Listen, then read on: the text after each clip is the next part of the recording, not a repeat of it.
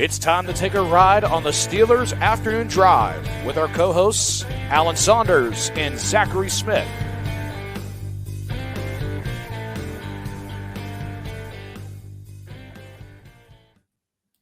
And Chris Carter. Alan Saunders, Zachary Smith, and Chris Carter. I'm Zachary Smith. That is Alan Saunders, and below us is Chris Carter. Chris, what's going on? What's up, boys? How we doing this Wednesday? Back-to-back weeks. Alan wasn't lying. I mean, he said that you were going to be on here. Back-to-back weeks now, you being on here. Something's up. Stop teasing the people. Give them what they want. Ironically, I wasn't on Chris's show this week, so we still have not had we've just traded. Chris had some plumbing problems that disrupted the timing. Yeah. With me flying back from LA and the jet lag, it just didn't work out. I heard I got 3 skulls though, which I'm protesting. We do stars and skulls grades over at Chris's Locked On podcast every week, and I wasn't there to give it, so I guess I got them. I guess people were mad. I was like, I think that goes to show, like, you have a presence on the show, man. People were like, "Where's Alan?" And I was like, "Yeah, he couldn't make it. You know, things happen." They're like, "That's not an excuse." And I was like, "Jeez, sorry." Damn. Yikes. There we go. Boy, tell them to find you and me together over here, and we'll tide them over until next week. That'll be. I tell them coming on the afternoon drive, baby. It's exciting. Right. Afternoon drive, and I think that we should start our drive talking about it's that time of year. We got a list here. DeAndre Hopkins' next team with him very much seemingly on the trade market with where the Titans are, with where he is. And at the top of this list, 5-1 odds, sit the Pittsburgh Steelers. Steeler. Yeah, the meme. There we go. Just point. Steeler. Square word. What do we make of this? The Steelers can't be at the top of the list. Come on. Right. It's plausible that it could happen, but they can't be at the top of the list. Number 1 receivers. Well, I mean, look, DeAndre Hopkins is not a number 1 or even a number 2 wide receiver right now. Like, let's be real. That's because it's where he's at. That's why you put him anywhere else. He's gonna be a number 1 wide receiver. I think that ship has sailed. I think. Look, is he better than Allen Robinson? Yes. Would he help the Steelers? Yes. Would they trade something to get that level of help? Yep, something. Yeah, like. Is that something going to be the most that another team is going to offer? That's where I think it falls apart. Like if the Titans GM, who's the Titans GM? Is it Rand Carthon? Is that who it is? Yep.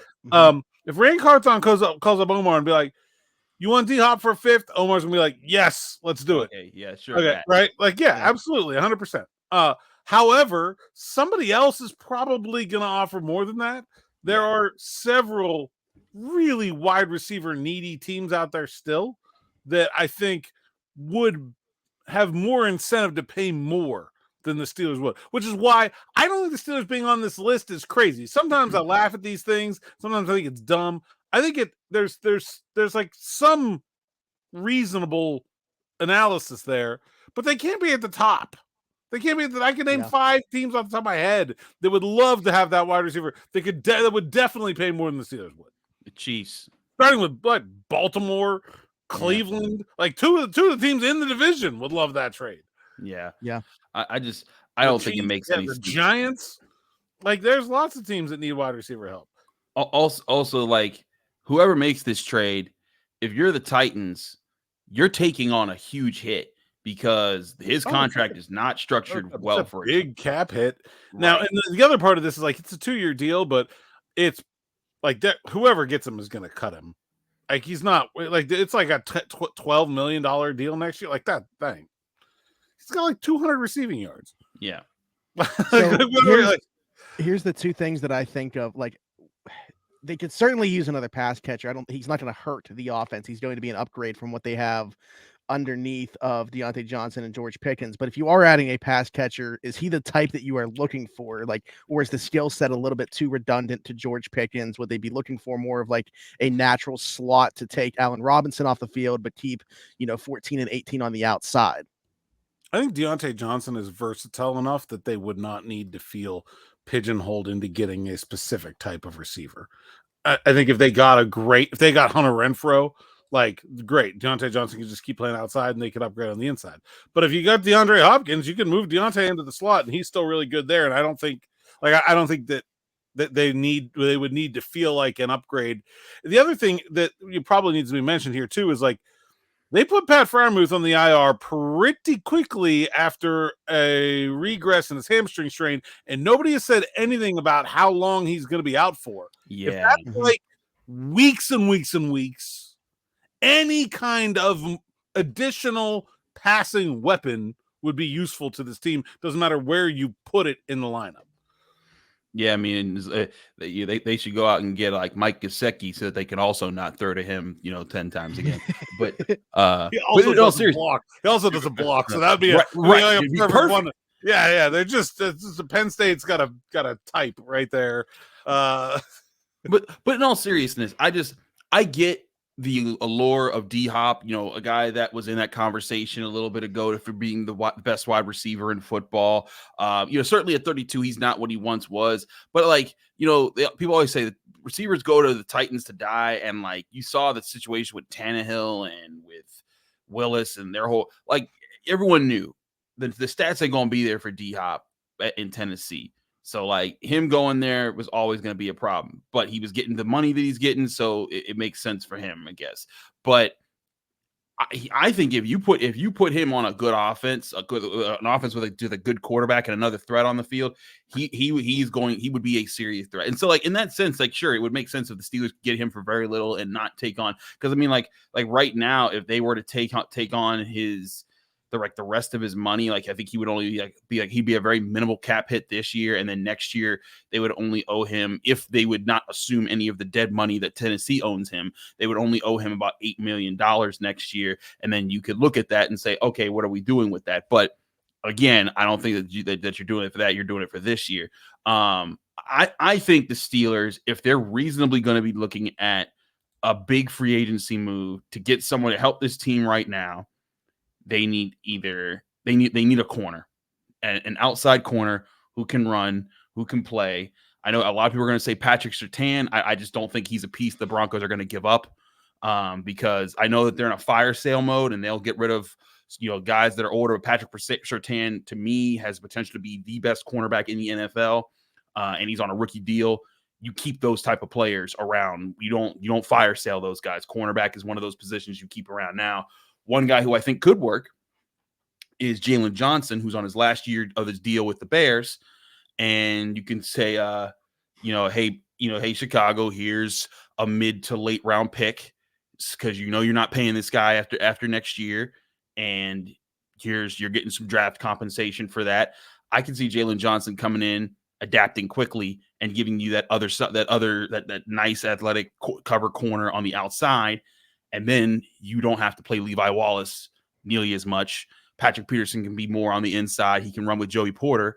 And if Jalen Johnson does well this year, then you look at maybe you just keep him around, and then you don't have to go shopping next year as much for another cornerback to pair with Joey Porter Jr. But I think that would be more, a player like Jalen Johnson would be more worthwhile than a DeAndre Hopkins. And I know Pat Freiermuth missing is a big deal, and that's important, and Kenny Pickett needs targets. But corner, to me, is such a dire situation. Yeah, I agree that I think corner is a bigger need. There may be multiple places on the team that I think are a bigger need, but I don't think it necessarily needs to be an either or situation either. In fact, I could see the Steelers being the kind of team that kind of plays both sides of this. They have, we talked here about when they were talking about, could the Steelers trade Najee Harris? There are positions where I don't think it's crazy for the Steelers to trade a player away either. They do have good depth at running back. They do. They could make a trade that makes, that's a player for player deal, or they could trade a player for a pick one way and then a pick for a player the other way. So I don't think they're at a point with their assets and the way they're building this team. They have the ability to make as much cap space as they want, where they necessarily need to pick this or that. I think they could do a couple of different things, but I would say that the corner play is probably the easiest to upgrade based on what they've done so far. But there are not very many of them out there. Like when we're talking about these players that are talked about at the trade deadline, and we should mention trade deadline now a week away. There have been a lot of these players that I have not seen very many corners. I mean, Surtain is the one that's kind of been floated about, but there have just not been that many corners that people are talking about as being available on the trade market. They got to be there for the Steelers to make that kind of move.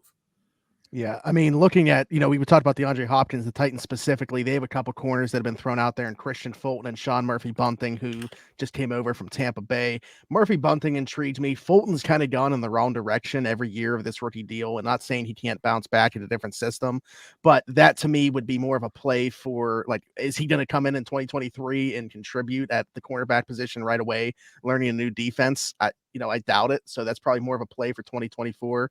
And at that point, again, a struggling player in 2023, are you signing him to a new deal for 2024? I don't know. But what are your thoughts on, there's a couple corners there on that same team that we've talked about with the Titans who appear to be in fire sale mode? I look around the league and I look for guys who maybe they just aren't working where they're at. And they could be like, they could be Levi Wallace type players that just work out. Because let's look at it this way. Like Levi Wallace this year hasn't worked out. Last year he worked.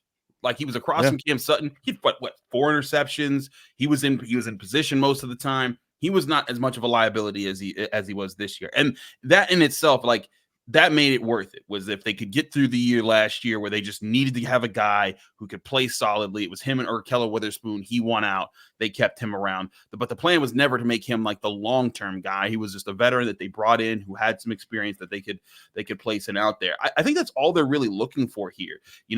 A guy that you could look at, and this is just another guy that's out there who could be traded for, maybe, is like a Mike Jackson, a guy that used to play for, he came out of Miami, was drafted by the Seahawks, but they've developed Tariq Woolen and Devin Witherspoon and Trey Brown, so they don't use him anymore. Trade for a guy like that who, he has upside. He's an athlete. He's younger, so he'll have better speed. You can maybe see what you kick the tires on it. And again, it's just giving yourself another option there.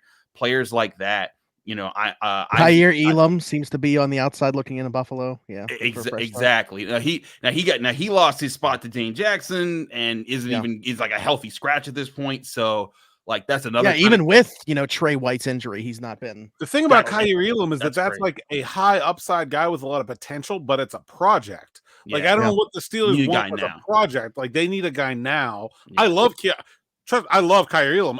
I think it'd be. Any team would be crazy not to want that guy on their team, but I don't think that helps the Steelers win games this season.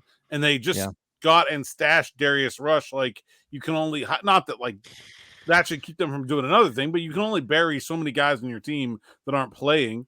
I would much rather do what Chris is talking about and get somebody who may not have like an incredible amount of talent, but like when you get a guy like a Witherspoon or like a Wallace, you get them because they're now players, and they stop being now players and throw them away. Like you can go get another now player. Like they're fungible, right? Like they just come and go. And so like a guy like Sean Murphy-Bunting to me is a slot corner that is better than Shannon Sullivan. Period. Like why? Okay, so go do it. Like I think that makes sense. They're also generally those kind of guys are not expensive. Like they don't cost much in salary. They don't cost that much in terms of trade assets. So I do think like if the Steelers had just been getting last year Levi Wallace out of this year Levi Wallace, there would not be a problem with Levi Wallace. So okay, get rid of this year Levi Wallace and go find last year Levi Wallace. Jackson is a good option. I think there was others out there too. But it does not need to be a first like Patrick Surtain or Kair Elam to make an impact on this team. They can make small moves and still make an upgrade. I feel you on that. I think a big part of this is, again, like, finding that guy that's temporary. It's so funny because going into this game, there was a lot of talk about how, man, remember when the Steelers used to like get rid of players and then they were bad, but now you get rid of players and they're good. And people look at Steven Nelson and the one interception he had on Kenny Pickett, and then people were looking at Keller Witherspoon because he had a couple picks for the Ram. They were like, man, he's playing so well. Maybe they just don't know how to coach cornerback. They just have a bad system. And then he gets completely utterly roasted in the Steelers Rams game, and it's just like, oh no, that is. But it's like, did you not learn from a Keller like in 2021? Keller Witherspoon was good when they brought him in for about 8 games. He was solid. He gave you hope that maybe in 2022 he could be consistent. And then in 2022, like, oh no, that was just who he was just like flash in the pan, inconsistent. That's exactly what the Niners fans said he was when he came to Pittsburgh. And when the Rams had him, the Rams fans were like, maybe there's something there. And then I was sitting here saying, guys, it's the same thing with Kevin Dotson. Like he was a guy who had some really good games and had some really bad games.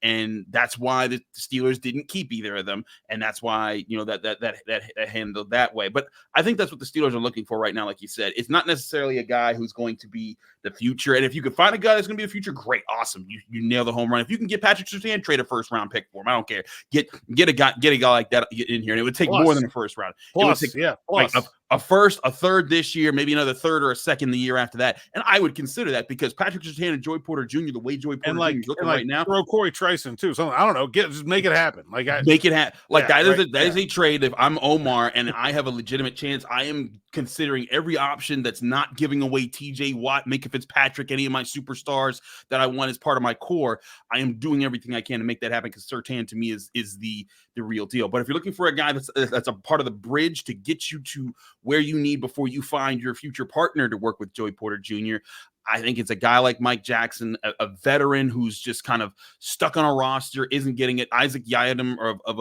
of the Saints, guys who are backed up. Those are the types of players that I think you should be looking at that you can kick the tires on, won't be expensive. You won't give away a very high draft pick, and that can replenish your roster. And if they don't work, fine, but you took the shot. Yeah, I think it's interesting that you bring up that thing about like the Steelers never used to give players away and then they would get better. And I think it's sort of like it's not that the Steelers got worse at player evaluation. It's that they've changed the way they're doing business. The Steelers used to just only ever play their own draft picks, and they played them until they weren't good anymore. And then if they cut them, they were done. Like that was it. There was nobody else. They've been much more active in the trade market and in free agency lately, and they've been much more willing to take on guys that they know are not part of the long-term plan of the team to just fill some spots. Like they didn't, that was not a thing in the Steelers before. They didn't do that before. And so when you have guys that you're just filling spots with, when they stop being useful to fill that spot, you just cut them loose. And it doesn't matter to the Steelers one bit whether a Keller Witherspoon is good for the Rams or not. They don't care. They just didn't need him anymore, so they threw him away. Like that's, it's the difference between buying a glass jar and buying a plastic container. You just okay, this plastic container was all right. Maybe I'll reuse it once. I put spaghetti sauce in it. Never mind. I'm throwing it away. Like that's it. That's the end of it. That's where they're at. Like these are replaceable players, and so if the replaceable player happens to be good for somebody else, they go, we don't care. Like it's not a thing. It would be different if it was somebody like Devin Bush, who they invested a ton of draft capital in. Yeah. They intended for him to be part of their future. If Devin Bush went to the Seahawks and looked like the player that the Steelers thought they were getting, now that would be a red flag. Yeah. Guys like a Keller Witherspoon and Kevin Dotson, Steven Nelson, they were never intended to be a big part of the future anyway. By the way, Devin Bush is not looking like that with the Seattle Seahawks right now. Yeah. No. Yeah, I've seen some rough reps. But those are ways to get better externally. Let's talk about some internal stuff. Chris, talked to Kenny Pickett today. You had a question about if they have found like a bread and butter or something, within their offense, plays that they know that they can go to. And he had a very long, great answer for you, Chris, if you wouldn't mind sharing with the people what that was. The word yes. And then just moved on. I was like, thanks, Kenny. I was just giving you I thought it was a nice little lob. Like that's like when like Dwayne Wade throws the lob to LeBron, but LeBron would have just been like, yeah, I'm just let that one go. I'm like, come on, man, I was setting you up for a good question. But instead of yamming it one down the middle, like please crush this one. Yeah. But in all seriousness, so I asked him that because I noticed more things that they were calling more regularly in this game. And I tweeted this out during the Steelers game. I was like, I am so tired of hearing the same plays moniker because everybody eventually runs the same plays. Like there are similar. Not only does every team run the same plays over and over again, every team runs the same plays as every other team. Yeah. Like it's not as, this isn't like Madden where you're playing with different playbooks. I mean, you have different playbooks, but it's not like there's these whole things. People just have no idea how these things work in general. It's football. But my point in bringing that up to Kenny was that I saw repeated concepts that got them consistent yards. And one of the things involved pre-snap motion. And I was noticing at different points of the game, start and end, when they were starting to move the ball a little bit, they would line up Deontay Johnson on one side, George Pickens on the other. Connor Hayward would start on one side. He would motion to the other. And if the linebacker moved with him, Kenny Pickett would check, and he would go, and where the side where Connor Hayward left and the linebacker left, he would hit George Pickens on a slant, 14 plus yards. And it would just be they're creating space for him to do that. They did that in the first and the fourth quarter. And there were other times where the linebacker didn't move, and it opened up, and it signaled to them, okay, this is the side we need to go to. So we're going to go to Deontay. We're going to go to this side, or we're going to run. But using those things and recognizing those things are signs that, like, hey, they are building things. They're building bread and butter things. And this is what Alan and you and I have talked about this on this show, my show. We've talked about this on The Final Word. All this talk about Matt Canada's play calling, the play calling that will actually determine, if this team finds a bread and butter and then it's just not used. Like if we start seeing success and then it's gone away from, that's when there's a big problem. But the thing is that things have been so sporadic with the Steelers offense because they haven't found any consistent success. And this is part of what Mike Tomlin was talking about on Tuesday when we asked him about, scripts and things like that. And he was like, the script isn't a problem. The problem is when we have George Pickens open for a touchdown and we throw the ball out of bounds, or we have Kenny Pickett with a good concept and then we miss an assignment and he gets sacked right away. Those are the problems that they're having right now. And the thing is that the Steelers offense hasn't consistently executed enough to have as many bread and butter plays. And then, I think this was the first time that we could see throughout the course of a game, them find some of those plays. And if they can recreate that in these future games and then also build off of that, like some of the runs that they had where they were pulling Dan Moore and to run behind Mason Cole on the inside, a trap run that opened up space that way. The more they do stuff like that, now teams are going to be looking for that. And if you can find a way to use that to set up something else, maybe a pitch out wide where Dan Moore pulls one way, the linebackers flow with them, but you're pitching it out wide on a jet sweep and no one's looking for it because they're so busy looking at Dan Moore and Najee Harris or whatever.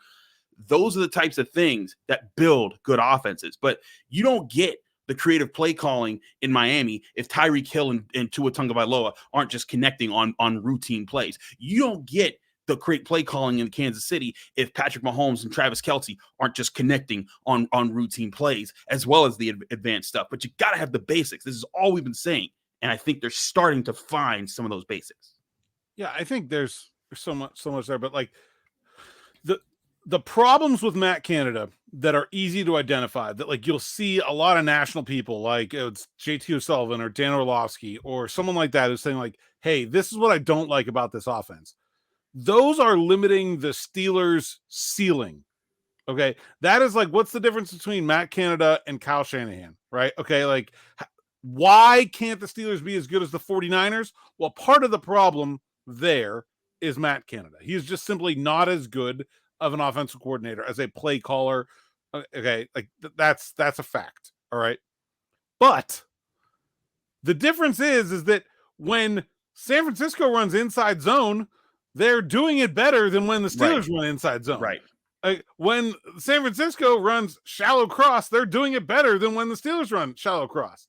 Like the Steelers players are not executing the scheme that is admittedly limiting their top potential to anywhere near the scheme's potential.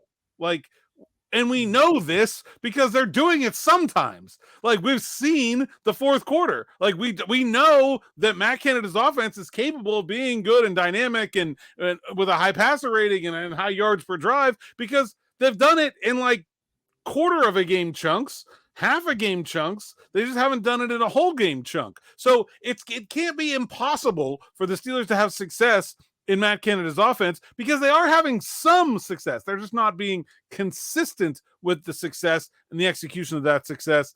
And so I think that's the big the big thing here is that now I do disagree with Mike Tomlin's comments about the script.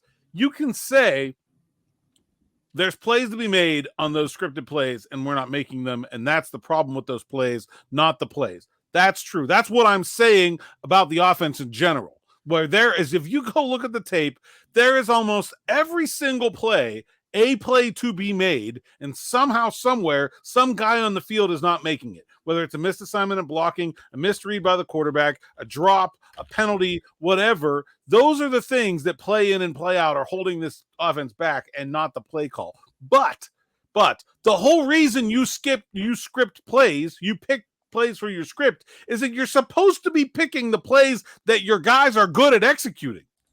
You're supposed to, and what you're talking about, like that lack of bread and butter, like if there's nothing, like there has to be something that you watch in practice when your guys going against the scout team version of this week's defense do a good job of executing. Those are the plays you got to go to script. And instead, they're averaging far fewer yards per play, far more turnovers, and far fewer points per play on their script than when they're just called plays off the sheet. And I don't think Matt Canada is that good at calling plays off the sheet either. Like, that's not necessarily his strength. So, like, there's something breaking down in this offense between what is happening on the practice field and what is happening on the playing field, whether that's the coaches aren't identifying the plays that they're doing right, or whether it's the players aren't consistently executing the same things in practice there in the game. Maybe the scout team is doing a bad job of representing the other team's defense and the offense can't get a good read. I don't know what it is, but that process should not be falling apart the way it is. And that's not all on Canada, but ultimately he's the guy that's responsible for that. And it's something that's been going on for way too long and absolutely needs corrected.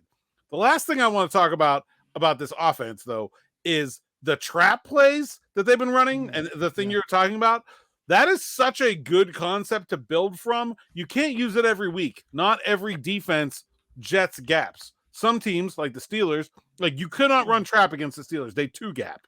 Your defensive lineman is hitting the guy in front of him and looking over his shoulder for the guy. You can't trap that guy. He can't be trapped. He's standing there. Like you can only trap a guy who is trying to get upfield. But, man, they put that in against Houston. They had a ton of success with it. Now, the Ravens don't really trap, right? So we didn't see it as much. And now the Rams are trying to get upfield. Not only do they run the trap runs, they go different. Okay, so instead of trapping with the guard, they trap with the tackle, okay? And then, now we're going to trap with the tight end. No, that's play action. And here's Connor Hayward running wide open on a bootleg. Like, you're able to see there's intelligence in the design of the things they're doing, and it is coming out on the field in a way that we have not seen so much before. But you have to be able to say, here's a trap run, let's execute it, okay, go. You have to have the building block in order to build from it, and that has been missing all too often, and it's why they haven't had overall success as an offense. Well, that's what we've been talking about too, Alan, is like things that they do well, like what's limiting them and like not being able to branch off things that are doing well. So that's a perfect example. That was a great play that they ran, that play to Connor Hayward, which almost scored a touchdown on that play, obviously scored a couple plays later, but yeah, building off of that tackle, meatball. That's true. That is true. What he did down to like the 2. Yeah, I can get in. Yeah. I'm sure he heard about that one from Big Bro. I bet Cam was telling him to get in. Oh, absolutely. You know, Cam is probably still saying, "Oh, you didn't score that touchdown when you had the chance. You were in the red zone there." Every time Cam is talking, right? Every time Connor says something this week, it's gonna be, "Oh yeah, we'll score from the 3 then." Right. But no, Chris, your thoughts on that as well. You know, like branching, obviously they were able to build a passing game off of that, like extending off of that trap and then running something different out of it. I think, yeah, that's very much part of what needs to keep happening. And they need to find other things like that. You know, one thing that I think is a bread and butter that the Steelers used to have, you know, that people, you know, might remember is like when they used to pull Marquise Pouncey and David DeCastro and Ramon Foster or one of those guys, and like Alejandro Villanueva, when they had 2 pulling guards or offensive linemen who would get out in front of a play, and then teams would be like, oh crap, and then here comes Le'Veon Bell and he's getting 8-10 yards on the play. Those types of things you build up off of, and that is when you see good play calling. That is when you say things like again, the misnomer when people say, "Oh, Matt Canada calls a Saturday offense," all the NFL offenses are peeling everything they have from Saturday offenses. College is innovating the pros. That is just the reality right now. If you study play calling, if you know anything of X's and O's, I talk about this with Josh Taylor all the time from 93.7 The Fan and Kitty K. That is just what this is. Andy Reid's entire offense is college plays that were brought in from spread looks and different things. That is today's NFL. So when people say that, I'm like, you don't know what you're talking about. You're just saying things to sound cool and critical and look at me, everybody. I can be cynical about something. And like that stuff, that drives me nuts, because then it's like people listen to that and then they start regurgitating it. And then I'm like, no, now I got to correct you because this is wrong. And they're like, well, this guy over there said it. I'm like, okay, this is where we see that creativity come into place. That trap's happening, that play action is happening. What are other things that Matt Canada can build off of this? And when does he call them? That is when we see creativity in an offense. It's also why I think the Steelers realize, like, let's not move on from this guy right now, because he's not the biggest problem at this point in time. And this is what we've been talking about on this show, on Locked On Steelers, on everywhere, that Matt Canada's play calling is not the biggest problem with the offense. It was the lack of consistency in the offensive line, lack of consistency in Kenny Pickett, lacking consistency with a very young offense that was figuring out who it was. And if you just up and chucked and found a new offensive coordinator, they were going to have to do the same thing Matt Canada's doing right now. And that's just hope that some things start to come together and then build off of it. And then if at the end of this season, and this is why Matt Canada wasn't going to get fired, if at the end of this season, they've seen some of their bread and butters and they haven't seen that expansion of the offense, and you haven't seen them have, a 30-point game or that by then we talk about it. But let's be real. 2021, that was Ben's offense. You can't look at that offense and look at Randy Fichtner's offense and say in 2021 that was not the same offense. It was this Ben plus Jets.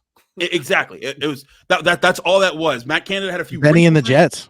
That's all it was in 2021.